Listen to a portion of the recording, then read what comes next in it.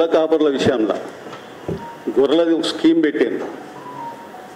Scheme ఎందుకు పెట్టినారంటే తాత్కాలికంగా ఉప ఎన్నికలు వచ్చినప్పుడు ఆ ఎన్నికలలో లబ్ధి పొందడానికి అనేక ప్రయత్నాలు అనేక జిమ్మిక్కులు చేసి కేసీఆర్ గారు రకరకాల విషయాలు తీసుకొచ్చి అందులో గొర్రెలు పంపిన కార్యక్రమం కూడా ఒకటి పెట్టింది.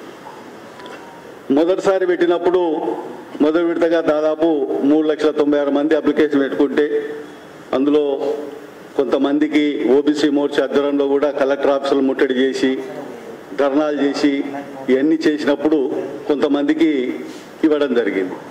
ఆ తర్వాత మళ్ళీ దాన్ని పెండింగ్లో పెట్టి ఆపేశాడు.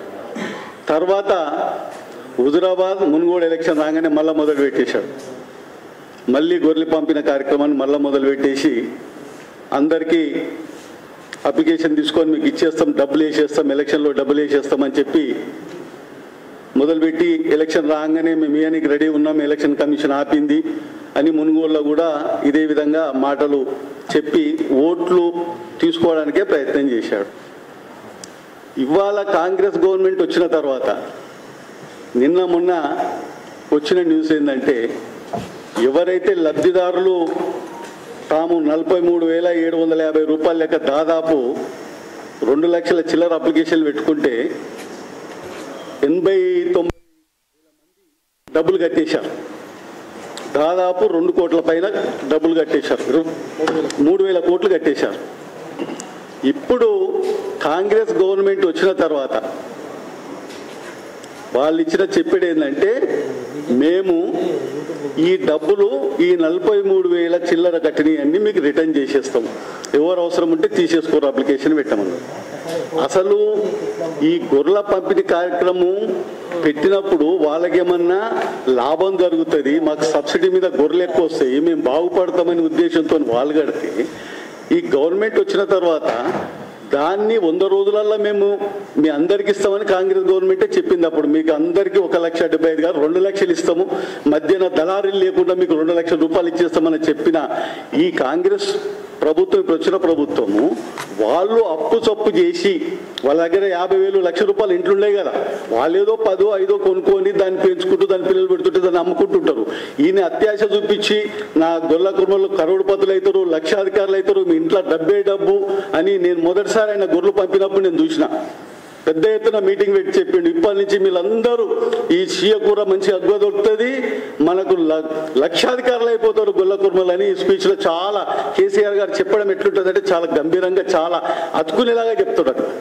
పాపం వాళ్ళు కూడా అనుకున్నారు ఏమో 10-20 గొర్రెలు ఎందుకు ఒకటేసారి 100 పంచుకుందాం, 100 అమ్ముకుందాం అనుకుంటే అస్సలు కేసరి వచ్చి ఇప్పుడు ఎవరైనా ప్రైవేటు వ్యక్తి మోసం చేస్తారు. ఇట్లా ఏమని మీరు 40,000 కడితే మీకు 1,20,000 ఇస్తాం, లేకపోతే 50,000 కడితే 2 లక్షలు ఇస్తాం. ప్రభుత్వము ఈరోజు ఇది ప్రభుత్వ సిస్టమ్, అది కేసీఆర్ రేవంత్ రెడ్డి అనేది కాదు ముఖ్యం. వీళ్ళు డబ్బులు కట్టింది, డీడీలు కట్టింది ప్రభుత్వాన్ని కట్టారు. మరి ప్రభుత్వానికి డబ్బులు కట్టినప్పుడు వచ్చిన ప్రభుత్వం మీ డబ్బులు మీకు ఇస్తామంటే మనం ఏమైనా అగ్రిమెంట్ చేసుకొని ఎకరం భూమి అగ్రిమెంట్ చేసుకొని పైసలు ఇచ్చి 7 నెలల దాకా మనం ఇవ్వకపోతే నువ్వు డబ్బులు ఇస్తావా లేకపోతే కోర్టుకు పోతావు. మరి వీళ్ళు డీడీలు కట్టిర్రు, గవర్నమెంట్ కట్టిర్రు, దాదాపు వచ్చిన కోట్ల రూపాయలు వీళ్ళు వాడుకున్నారు, గవర్నమెంట్ వాడుకున్నారు.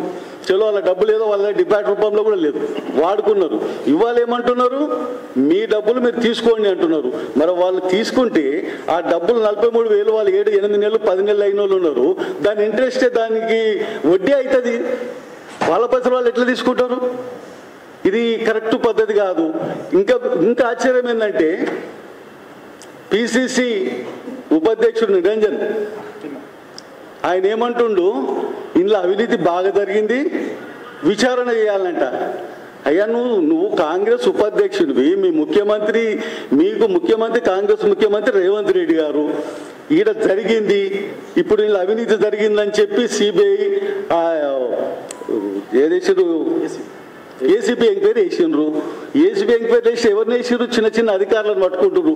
ఇంత పెద్ద జరిగిందంటే దాంట్లో అందరూ మంత్రులు కూడా ఉంటారు కదా. ఇప్పుడు మంత్రి ఓఎస్డీ ఉన్నాడు అని కూడా ఒకటి వచ్చింది ఇందులో. మంత్రి ఓఎస్డి మంత్రి బీఆర్ఎస్ ఓడిపోగానే కూడా ఏమన్నారు, ఆఫీసులకు వెళ్ళి ఫైల్ అని పోతున్నాయి అన్నారు. అది ఎంతవరకు ఇచ్చిందో చెప్పారు. అసలు వీళ్ళిద్దరు కలిసి డ్రామాలు ఆడుతుండు. పైసలు వాళ్ళు తీసుకున్నారు, ఈయనేమో పైసలు నేను రిటర్న్ ఇస్తానంటున్నాడు. మరి 7 నెలల కింద, ఇదే 8 నెలల కింద 9 నెలల కింద పాపం వాళ్ళు అదే గొర్రెలు అదే పైసలు పెట్టి 40,000 పెట్టి గొర్రెలు తెచ్చుకుంటే వాళ్ళు 2 లక్షల రూపాయలు సంపాదుతున్నారు. ఆ పిల్లలు పెద్దగా అవుతుంది ఇప్పటి వరకు. అసలు అర్థం కాలేకుంటుంది. ఇప్పుడు లబ్ధిదారులు వాళ్ళకి డీడీ కట్టింది కంపల్సరీ మేము డిమాండ్ చేస్తున్నాం. వాళ్ళు కట్టిన డబ్బులకు మీరే చెప్పారు 100 రోజులలో 2 లక్షల రూపాయలు ఇస్తామని. మీరు ఆ తర్వాత కొనసాగించరా ఈ గొర్రెది? అది క్లియర్ చేయండి. మీరు వాళ్ళు పెట్టింది గవర్నమెంట్ కట్టిరు డబ్బులు. గవర్నమెంట్ కట్టినప్పుడు మీరు తప్పనిసరిగా మీ బాధ్యత, ప్రభుత్వం మారొచ్చు కానీ కట్టింది గవర్నమెంట్కు డీడీల రూపంలో కట్టారు. కేసీఆర్ ఇంటికి కట్టలేదు, టీఆర్ఎస్ బీఆర్ఎస్ ఇంటికి కట్టలేదు. కాబట్టి ఎక్కడ పోయినా ఇది ముఖ్యంగా బీసీల పట్ల మాత్రము ప్రతి ఒక్కరు అన్యాయమే చేస్తున్నారు ఈ రాష్ట్రంలో. అప్పుడేమో కేసీఆర్ రకరకాల స్కీములు తీసుకొచ్చి ఇది ఇస్తా అని మోసం చేయడం ఎలక్షన్లో. ఇప్పుడు కాంగ్రెస్ ఏమో బీసీలకు ఏదైనా చిన్న లబ్ధి జరుగుతుందంటే దాన్ని వాళ్ళకు నోటికాడికి వచ్చేది మళ్ళీ లాగడానికి ప్రయత్నం చేస్తుండు. మొన్న కూడా 20,000 కోట్లు పెడుతున్నాయని 8,000 కోట్లు పెట్టిండు. అది రిలీజ్ అయ్యి చేస్తాడంతనో చేయడంతనో. మా డిమాండ్ ఒకటే, తప్పనిసరిగా మీరు ఇమ్మీడియట్లీ కాంగ్రెస్ పార్టీ ఈ గొర్రెల విషయంలో చెప్పాలి. ఈ అవినీతికి పాల్పడ్డ చిన్న అధికారులను కాదు మీరు తీసుకోవాల్సింది. అసలు పెద్దవాళ్ళ చేయలేకపోతే ఈ అవినీతి జరగడానికి అవకాశం లేదు. కొనుక్కొస్తారు ఒకడు, తీసుకొచ్చినోడికి పైసలు రావు, అమ్మినోడికి పైసలు రావు, మధ్యవర్తుల పేర్లు అంటే అసలు ఇప్పటిదాకా ఇచ్చిన దాంట్లో ఎంత అవినీతి జరిగిందో అది బయటికి తీయండి మీరు ఫస్ట్. ఇది సామాన్య విషయం కాదు. గొర్రెలను చూపించి ఒక్కరిని నమ్మించి అంటారు కదా, గొర్రె ఒకటి పోతే 2 ఎక్కెళ్ళు పోతాయి. పాపం గొల్ల కాపర్లను కూడా సోదరులను అట్లే చేసి వస్తాయి అని ఆశ పెట్టి అందరినీ తీసుకుపోయి పైసలు కట్టించుకొని బొందలేసి వాళ్ళు అప్లపాలై తిరుగుతున్నారు వాళ్ళు. మీరు వెంటనే కాంగ్రెస్ పార్టీ ప్రభుత్వము ఈ గొల్ల కాపుల విషయంలో మీ పాలసీ ఏంది? మీరు ఈ 43,000 ఇస్తే ఊరుకునేది లేదు. మీరు తప్పకుండా మీరు చెప్పినట్టు 2 లక్షల రూపాయలు ఇస్తారా, లేకపోతే ఏం చేస్తారో మీరు ఇమ్మీడియట్లీ డిక్లేర్ చేయాలి. కేసీఆర్ చేసిండు, ఈయన చేసిండు, ఆయన చేసిండని తప్పించుకోవడానికి వీలు లేదు. మీరు గొల్ల కాపుల విషయంలో శ్రీనివాస్ యాదవ్ గారు బాగా శ్రద్ధ పెట్టాలి. ఇప్పుడు ఆయన ఆఫీసులే ఫైల్ మాయమైందంటారు. వాళ్ళకు సంబంధించిన వ్యక్తులే పాపము. మరి ఆయన శ్రద్ధ చూపి ఏం జరిగింది వాళ్ళు డిమాండ్ చేస్తలేరు ఇవాళ. మేము తీసుకొచ్చి, ఎందుకంటే వాళ్ళు తప్పు చేశారు కదా, వాళ్ళు ఇప్పుడు కరెక్ట్ డిమాండ్ చేస్తే వీళ్ళు దొరికించుకుంటారని ఆ భయానికి అసలు బీఆర్ఎస్ తప్పులు కూడా చేస్తలేరు. వేరే విషయం 6 ఏమైనాయి, 6 పథకాలు ఏమైనాయి, 6 పథకాలు ఏమైనాయి, 6 హామీలు ఏమైనాయి అంటుండ్రు. అదే అవి ఏమైనాయి అని అడుగుతున్నారు. కానీ ఇది అడుగుతలేరు వాళ్ళు. కారణం ఏంటి? వీళ్ళ తప్పు కూడా ఉన్నది. ఇది అడిగితే వాళ్ళు పట్టుకుంటారని భయపడుతున్నారు. అందుకే గవర్నమెంట్ వెంటనే ఈ గొల్ల కాపుల విషయంలో నిర్ణయం తీసుకొని దాదాపు ఇప్పుడు 89,000 మంది ఆల్రెడీ డీడీలు కట్టున్నారు. వాళ్ళకు మాత్రం న్యాయం చేయాలి. న్యాయం చేయకపోతే బీజేపీ ఓబీసీ ఆధ్వర్యంలో పెద్ద ఎత్తున ఆందోళన చేస్తాం. కలెక్టర్ ఆఫీసులు ముట్టడిస్తాం, సీఎం ఆఫీసులు కూడా ముట్టడిస్తాం మేము అని తెలియజేస్తున్నాం.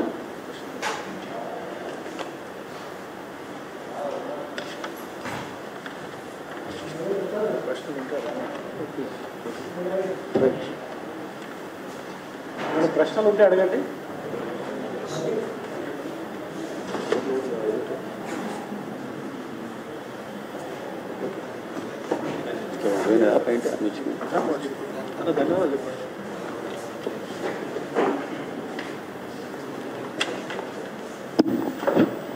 ఇంకొకటి చెప్పడం మర్చిపోయినా, యాక్చువల్గా జూన్లో స్టార్ట్ చేసిండ్రు. మళ్ళీ ఇవ్వాలని డిసైడ్ చేసిండ్రు. కానీ పార్లమెంటు ప్రత్యేక సమావేశం జరుగుతున్నది, జమిలీ ఎన్నికలు వస్తున్నాయి అంటే ఇప్పుడు ఎన్నికలు రాకపోవచ్చు అని వాళ్ళకు ఒక ఆలోచన వచ్చింది. ఇమ్మీడియట్లీ ఆపేసేయమని వాళ్ళు సర్క్యులర్ జారీ చేసిండ్రు. ఇప్పుడు గొడవ ఎవరికి ఇవ్వద్దు, ఆపేసేయండి అని. అంటే ఏమైనా ఎన్నికలు ఓట్లు, ఏ స్కీమ్ తీసుకొచ్చినా కానీ ఎన్నికలు ఓట్లు, దానివల్ల లబ్ధి పొందాలి. కొంతమందికి ఇవ్వాలి, వాళ్ళ దాంట్లో వాళ్ళ కొట్లాటలు పెట్టాలి. ఎలక్షన్ అయిపోయినాక మళ్ళీ సార్ కనిపించాడు, వీళ్ళు అడిగేది లేదు. వస్తే ప్రగతి భవన్ దగ్గర రానికపోతుంది. ఇది పరిస్థితి.